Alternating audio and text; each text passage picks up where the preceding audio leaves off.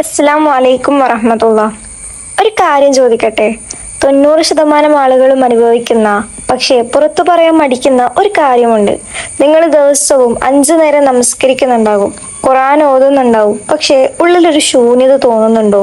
നമസ്കാരം കഴിഞ്ഞ് എഴുന്നേൽക്കുമ്പോൾ എനിക്കൊന്നും അനുഭവപ്പെട്ടിട്ടില്ലല്ലോ എന്ന് തോന്നിയിട്ടുണ്ടോ?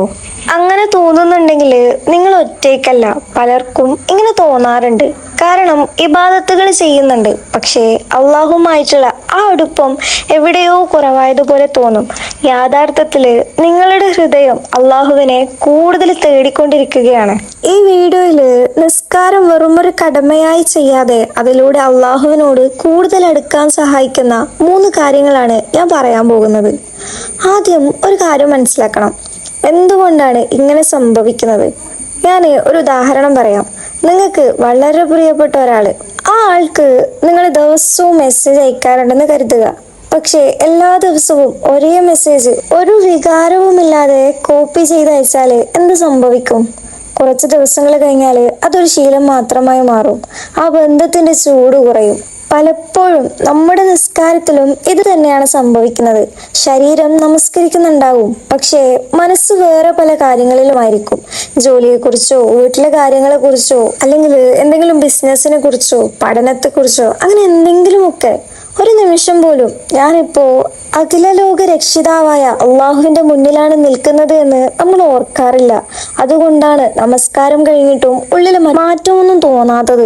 ഒരു കാര്യം ഓർക്കണം, നമസ്കാരം ഒരു കടമ മാത്രമല്ല, അള്ളാഹു സുബ്ഹാനഹു വ തആല നമുക്ക് നൽകിയ വലിയൊരു അനുഗ്രഹമാണ്. മനസ്സ് തളരുമ്പോൾ സമാധാനം കിട്ടാന് അള്ളാഹു സുബ്ഹാനഹു വ തആല നമുക്ക് നൽകിയ ഒരു വഴിയാണ് നിസ്കാരം എന്ന് പറയുന്നത്. ഇപ്പോ അള്ളാഹുവിലേക്ക് കൂടുതൽ അടുക്കാനും നമസ്കാരത്തിൽ ആത്മാർത്ഥത അനുഭവിക്കാനും സഹായിക്കുന്ന 3 കാര്യങ്ങൾ ഞാൻ പറഞ്ഞുതരാം. അതിലൊന്നാമത്തേത്, അർത്ഥം മനസ്സിലാക്കിയിട്ട് ദുആ ചെയ്യുക, ഇസ്തിഗ്ഫാർ കൂടുതൽ പറയുക. നമസ്കാരത്തിൽ നമ്മൾ ദിവസവും ഓതുന്ന സൂറത്തുകൾ, ഫാത്തിഹയുടെ അർത്ഥം പഠിക്കുക. അതുപോലെ റുക്കൂയിലും സുജൂദിലും പറയുന്ന ദിക്റുകളുടെ അർത്ഥവും പഠിക്കാൻ ശ്രമിക്കുക. അപ്പോൾ നിങ്ങൾ പറയുന്ന ഓരോ വാക്കും മനസ്സിൽ തൊടാൻ തുടങ്ങും. അതുപോലെ ഒരു ശീലം കൂടി ഉണ്ടാക്കുക, ദിവസവും ആത്മാർത്ഥമായി അസ്തഗ്ഫിറുല്ലാഹ് എന്ന് പറയാൻ വേണ്ടിയിട്ട് ശ്രമിക്കുക. തെറ്റ് ചെയ്തപ്പോൾ മാത്രമല്ല, മനസ്സിന് ഭാരം തോന്നുമ്പോഴും അസ്തഗ്ഫിറുല്ലാഹ് എന്ന് പറയുക. കാരണം ഇസ്തിഗ്ഫാർ ഹൃദയത്തെ ശുദ്ധീകരിക്കാൻ വേണ്ടിയിട്ട് സഹായിക്കും. രണ്ടാമത്തെ കാര്യം, അള്ളാഹുവിന്റെ നാമങ്ങൾ പഠിക്കുക. സുജൂദില് അള്ളാഹുവിനോട് സംസാരിക്കുക. അള്ളാഹുവിനെ കൂടുതൽ അറിയുമ്പോൾ അവനോട് കൂടുതൽ അടുക്കാൻ വേണ്ടിയിട്ട് മനസ്സാഗ്രഹിക്കും. അതുകൊണ്ട് അള്ളാഹുവിന്റെ മനോഹരമായ നാമങ്ങൾ പഠിക്കാൻ വേണ്ടിയിട്ട് തുടങ്ങുക. ഉദാഹരണത്തിന് അൽ വഹാബ്, എല്ലാം നൽകുന്നവൻ.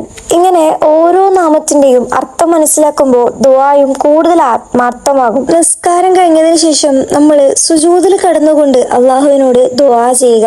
അള്ളാഹുവേ, എനിക്ക് നിന്നെ വേണം, എൻ്റെ മനസ്സിന് സമാധാനം തരണം. ഒരു കുഞ്ഞ് അമ്മയോട് എല്ലാം തുറന്നു പറയുന്നത് പോലെ അള്ളാഹുവിനോട് നമ്മൾ സംസാരിക്കുക.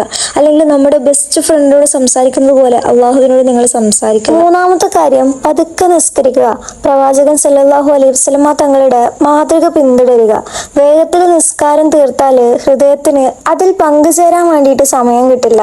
നമ്മുടെ പ്രവാചകൻ സല്ലല്ലാഹു അലൈഹി വസല്ലമ തങ്ങൾ എന്തെങ്കിലും പ്രയാസം വന്നാല് ബിലാൽ റളിയല്ലാഹു അൻഹുവിനോട് പറയുമായിരുന്നു, ബിലാലെ, ബാങ്ക് വിളിക്കൂ, നമുക്ക് നമസ്കാരത്തിലൂടെ ആശ്വാസം കണ്ടെത്താം. നമുക്കും അതേ മനസ്സോടെ നിസ്കാരത്തിലേക്ക് പോകാൻ വേണ്ടിയിട്ട് ശ്രമിക്കണം. ദിക്റുകളും ഓത്തുകളും പതുക്കെ പറയുക.